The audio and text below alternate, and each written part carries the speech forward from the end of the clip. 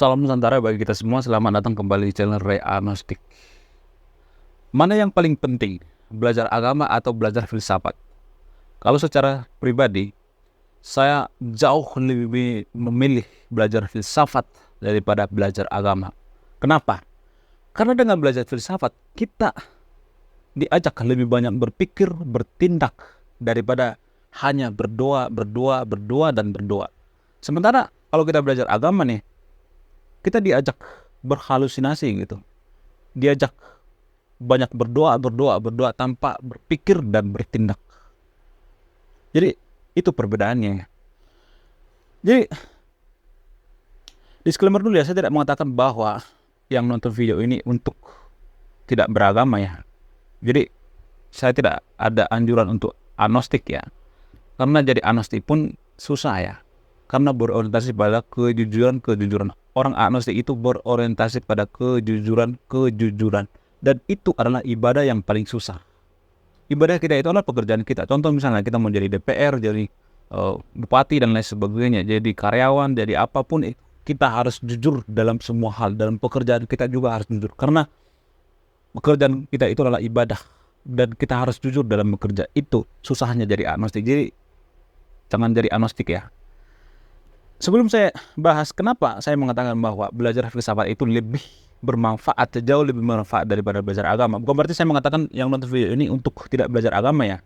Bukan itu tujuan saya. Tapi di sini saya mengajak yang nonton video ini untuk berpikir kritis.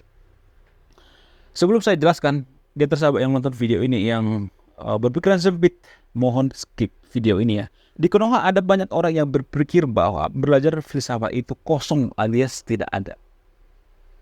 Tapi dulu waktu saya belajar filsafat di kampus sekitar semester 5-an lah, dulu juga berpikir seperti itu. Apaan sih filsafat? Kurang kerjaan banget. Paling isinya itu-itu aja. Filsafat adalah tentang filosofi mencintai kebijaksanaan. Sebelumnya saya berpikir seperti itu. Gurunya membosankan, dosennya membosankan. Dulunya sebelum saya belajar filsafat ya, saya berpikir seperti itu. Mungkin hal-hal seperti itu yang diajarkan. Tapi setelah saya belajar filsafat, ternyata filsafat itu jauh melampaui apa yang saya pikirkan. Dan banyak keputusan kita, atau keputusan saya dulu yang tidak rasional gitu. Keputusan saya itu yang logical fallacy gitu. Cacat logika. Jadi filsafat itu kita diajak untuk belajar kritis. Kita diajak untuk berpikir secara rasional. Apa contoh misalnya? Apa contoh pengaruh daripada filsafat ini terhadap seseorang atau terhadap kesuksesan atau terhadap kemajuan suatu bangsa? Kita ambil salah satu contoh misalnya. Contoh yang sangat populer ya. Dan banyak orang yang nggak tahu juga gitu. Alexander Agung adalah seorang penakluk. Dia pemimpin terbaik sepanjang masa. Alexander Agung atau Alexander the Great itu lebih hebat daripada seorang Genghis Khan sekalipun yang menguasai seperempat dunia. Alexander Agung itu ya menguasai hampir separuh dunia guys. Bayangkan, separuh dunia, saking jagonya. Dia adalah pemimpin hebat, pemimpin terbaik sepanjang masa. Tidak ada satupun pemimpin yang menyamai rekornya. Di umur 31 tahun dia sudah menguasai separuh dunia. Dan tahu di mana rahasianya? Rahasianya adalah di gurunya bernama Aristoteles. Guru daripada Alexander Agung ini adalah Aristoteles. Aristoteles ini adalah seorang filsuf Yunani. Jadi waktu kecil Alexander Agung ini digembleng oleh Aristoteles.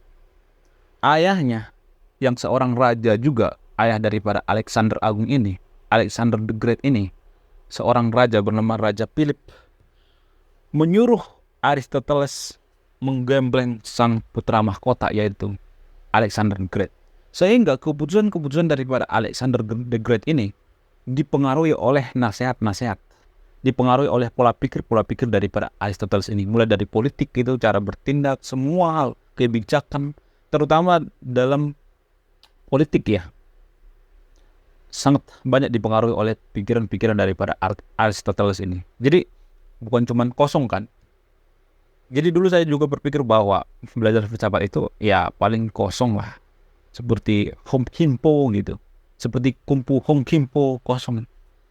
Tapi setelah saya pelajari secara mendalam, ternyata filsafat ini sangat besar, luar biasa berpengaruh terhadap kemajuan suatu peradaban, negara, kerajaan, dan lain sebagainya.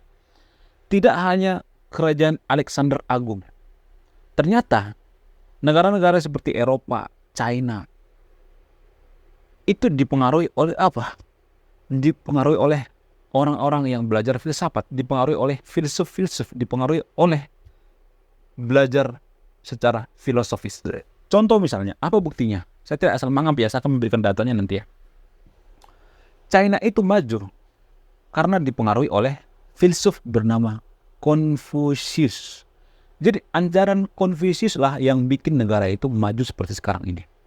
Ajaran Confucius itu berorientasi pada apa? Pada pemikiran yang kritis, berpikir kritis, kebijaksanaan. Itu ajaran daripada Confucius. Confucius kalau di Konoha itu disebut dengan Konghucu. Sebenarnya Konghucu ini tidak layak disebut sebagai agama ya, karena Konghucu ini lebih ke filosofi, filsafat lebih tepatnya, bukan lebih ke agama. Kalau sudut pandang agama samawi ya, agama samawi itu berpikir bahwa agama itu ya harus punya nabi gitu, harus Tuhan yang Maha Esa dan lain sebagainya. Tapi kan Confucius kan tidak menganggap dirinya sebagai nabi kan, sebagai Tuhan, tidak menganggap dirinya seperti itu. Dan agama Confucius ini atau agama Konghucu ini tidak layak disebut sebagai agama ya, tapi ajaran daripada Confucianism. Jadi ajaran Confucianism lah yang mempengaruhi pemimpin China sehingga mereka bisa menjadi maju. Sama seperti Eropa misalnya. Eropa itu maju karena apa? Karena ajaran-ajaran dari filsuf Yunani. Socrates, Plato, Aristoteles, Thales, dan lain sebagainya. Inilah yang mempengaruhi Eropa. Lepas dari yang namanya zaman kegelapan, Dark Age, sebelum zaman Renaissance. Ini yang mempengaruhi pola pikir mereka. Jadi di Eropa itu ya, lebih banyak orang yang ngefans sama Socrates daripada yang ngefans sama Nabi. Cek data. Itulah saking mereka itu mencintai kebijaksanaan, pemikiran yang rasional. Jadi sudah terbantahkan ya bahwa filsafat itu kosong, bahwa filsafat itu bikin kita jadi gila atau bikin kita keblinger gitu.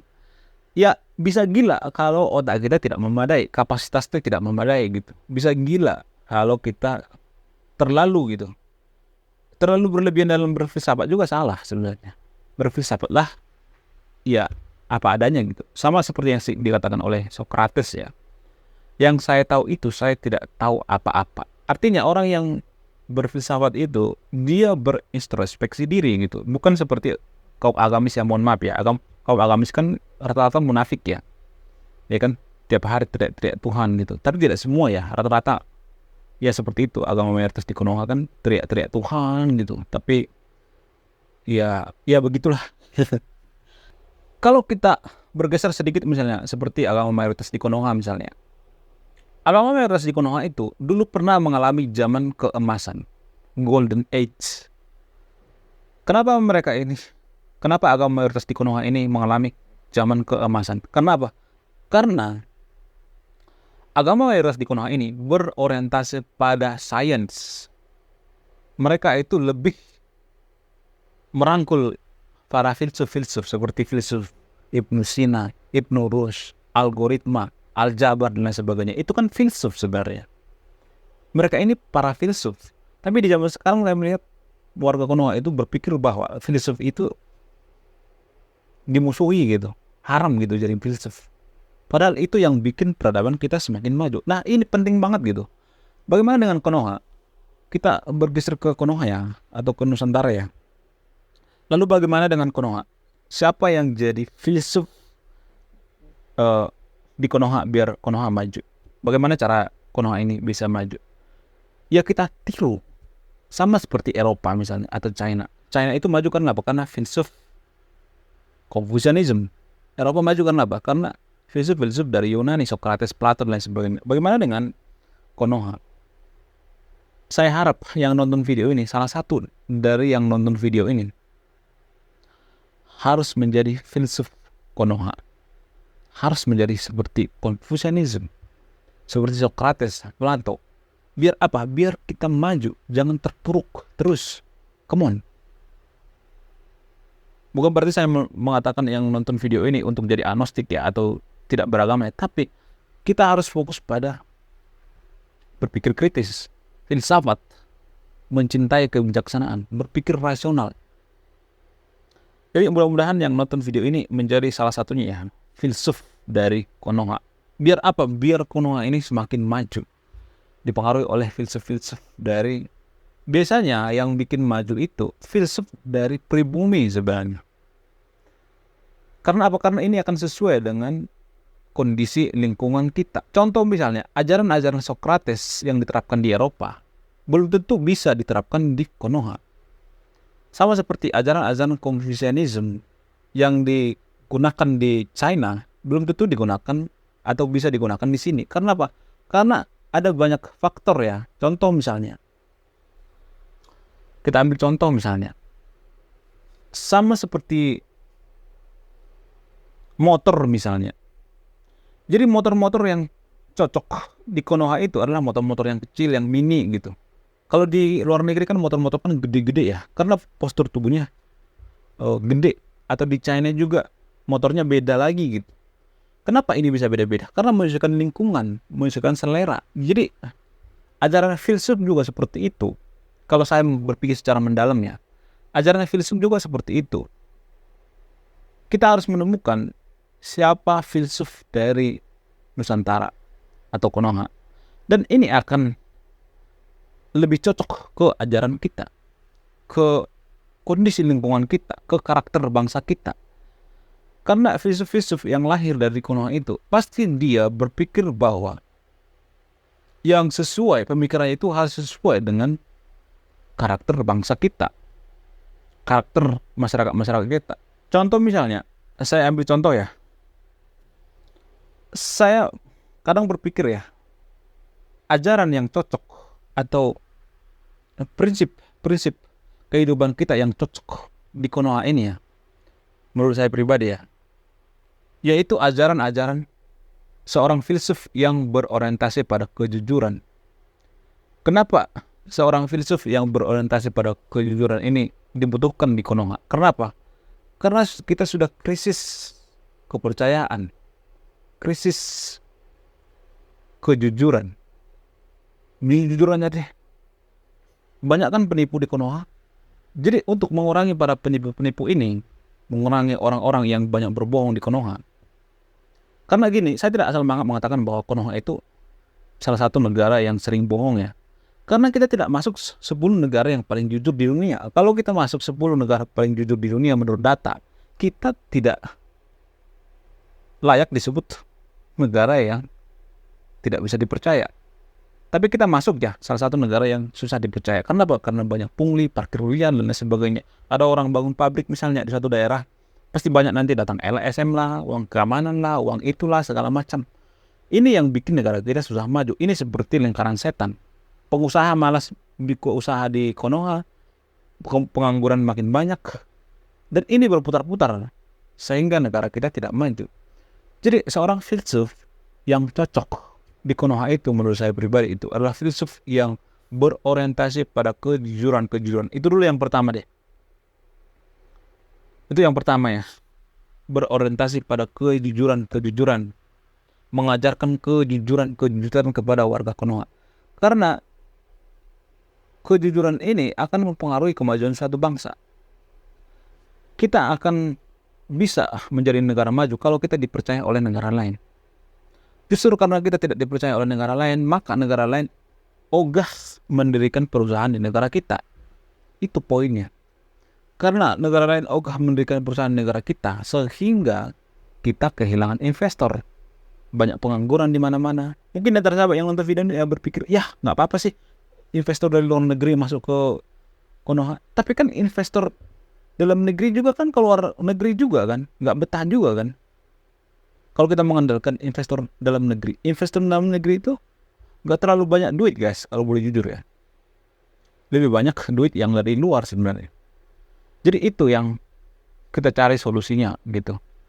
Ini akan berputar-putar seperti lingkaran setan ya kalau tidak diputus dengan ajaran kejujuran. Itu yang paling utama. Kejujuran dulu. Jadi negara-negara maju itu, 10 negara maju itu adalah negara yang jujur juga sebenarnya. Seperti Finlandia, Norwegia. Itu kan negara yang jujur juga. Jujur karena mereka jujur, bisa dipercaya, maka mereka maju. Sama seperti orang yang sukses misalnya. Bagaimana dia mau jadi orang sukses kalau dia tidak bisa dipercaya orang lain? Kalau tidak bisa dipercaya bank misalnya, minjam duit, nggak dibalikin misalnya. Minjam duit, nunggak misalnya. Nggak peduli sama utang. Nggak bisa dipercaya sama orang. Gimana dia sukses kan? Orang sukses itu adalah orang yang bisa dipercaya sama orang. Bisa menjaga kepercayaan. Sama seperti Konoha. Kalau masyarakat kita rata-rata tidak bisa dipercaya, jangan bermimpi deh jadi negara maju. Jadi ada harga yang harus dibayar gitu. Kalau kita mau jadi negara maju itu ada harga yang harus dibayar. Kita tidak bisa menjadi negara maju hanya tidur-tiduran gitu, scroll-scroll TikTok gitu. Terus menghujat gitu. Menghujat yang bikin video ini gitu. Menghujat konten kreator gitu. Hanya hanya mengandalkan berdoa gitu. Juga itu tidak bisa bawa kita kemana-mana. Kita harus berpikir secara rasional, realistis aja sih kalau mau maju ya kan. Ada harga yang harus dibayar. Jadi sama halnya dengan Konoha. Itu yang pertama. Harus ada filsuf yang berorientasi atau mengajarkan kejujuran. Yang kedua misalnya,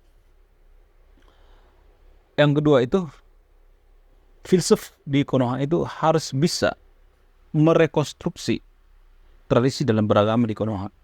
Jadi tradisi dalam beragama di Konoha ini, terutama agama mayoritas ya, harus direkonstruksi, harus diperbaiki gitu. Yang awalnya kita berorientasi pada akhirat, berorientasi pada kita berpikir bahwa agama kita yang paling benar gitu. Kita berorientasi pada doa tanpa bertindak. Kita harus membalikkan ini. Kita harus merubah ini. Kalau nggak akan ada kemajuan.